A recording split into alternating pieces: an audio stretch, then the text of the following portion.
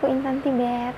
Sekarang ini aku ingin ngebahas tentang penggunaan obat, terutama penggunaan obat kloroquine yang selama ini sering dicari-cari oleh masyarakat selama diumumkan oleh Bapak Presiden kita sebagai salah satu bagian dari pengobatan COVID-19 ini.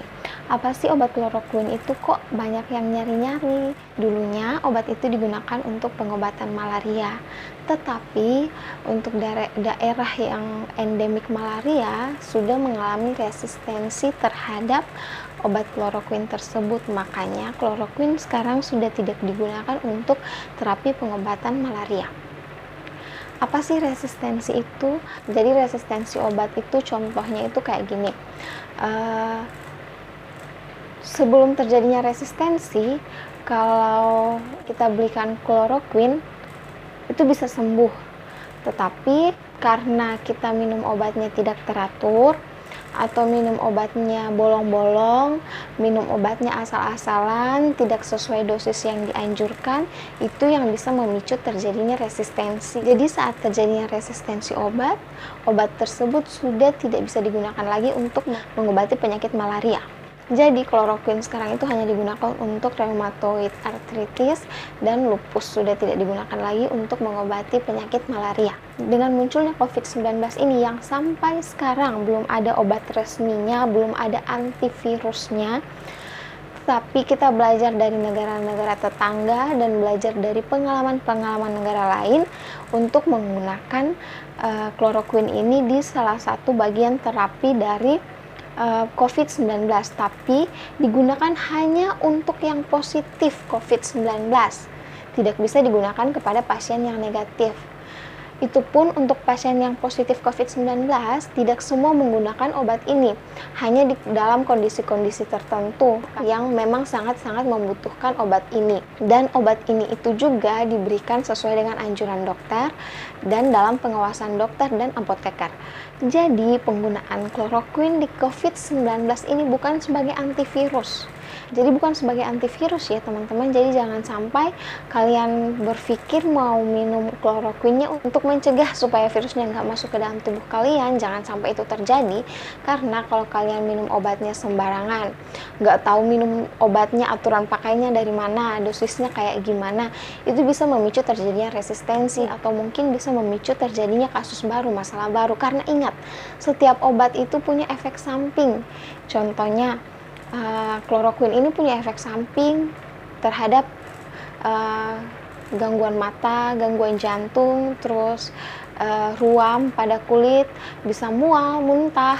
Efek samping yang bisa dibilang efek samping obatnya itu berat. Jadi penggunaannya juga itu tidak dengan sembarangan, gak bisa langsung untuk menghindari virus ini gue harus minum kloroquine, padahal kloroquine itu bukan sebagai antivirus. Sangat hati-hati sekali penggunaannya, karena penggunaannya harus sesuai dengan resep dokter dan penggunaannya itu pun dalam pengawasan dokter dan apoteker. Jadi tidak sembarang ya untuk mengkonsumsi kloroquine ini. Jadi stop mencari-cari kloroquine, karena kloroquine itu salah satu obat dengan golongan keras yang memerlukan resep dokter, dan kalau kamu minum obat tidak sesuai dengan penyakitnya, itu bisa memicu kasus baru yang malahan bisa menimbulkan kasus baru, karena nanti yang muncul itu efek samping dari penggunaan obat yang kamu minum itu, yang kamu konsumsi itu. Jadi saya harap kita jadi masyarakat yang cerdas dalam menggunakan obat, jadi masyarakat yang bijaksana dalam menggunakan obat. Begitu juga dengan obat-obat yang lain, tidak dikonsumsi sembarangan. Dan mari kita sama-sama mengajak teman-teman semua untuk mengkonsumsi obat dengan baik dan yang benar. Jadi sebelum mengkonsumsi obat, kalau bisa konsultasikan dulu dengan apoteker atau dengan dokter Anda, agar yang diharapkan dari penggunaan obat itu adalah manfaatnya, bukan efek sampingnya. Jadi tidak asal-asalan kita harus konsumsi obat ini, enggak seperti itu. Dan jangan karena kita semua panik jadinya kita konsumsi obatnya dengan sembarangan. Dan juga tiap hari, tiap saat update mengenai ilmu kesehatan, terutama tentang obat-obatan itu selalu ada saja. Selalu ada yang terbaru. Jadi semoga kita doakan semoga kedepannya obat untuk coronavirus ini bisa segera ditemukan dan coronavirus ini segera berakhir dan kita semua bisa beraktivitas kembali seperti sedia kala. Jadi satu-satunya yang bisa membunuh virus itu adalah sistem imun kita sendiri.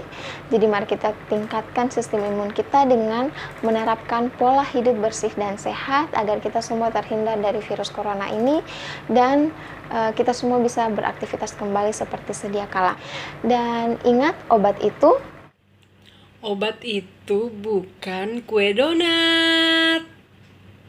Dan ingat, obat itu tidak boleh dikonsumsi sembarangan karena obat itu bisa jadi juga bisa jadi racun ya. Ini bisa jadi racun kalau kita minum tidak sesuai dengan penyakitnya. Mari kita sebagai masyarakat yang cerdas dalam menggunakan obat dan yang nonton video aku ini kalau bisa mengkampanyekan cerdas menggunakan obat kepada keluarga, teman, sahabat, dan orang-orang yang kita kenal bahwa dalam penggunaan obat itu tidak dengan sembarangan, tetapi harus dalam pemantauan dokter dan apoteker. Dan ingat, obat itu sahabat sehat jika diminum sesuai anjuran dokter dan apoteker. Halo semua, pace-mace menggunakan antibiotik sesuai dengan anjuran dokter. Makasih. Ingat obat, ingat apoteker. Ingat, mencegah lebih baik daripada mengobati dan mengobati lebih baik daripada tidak sama sekali. Tanya obat, tanya apoteker. Oke, sekian dari aku. Terima kasih buat kamu yang sudah nonton video aku ini. Semoga video aku ini bermanfaat dan sampai jumpa. Bye-bye.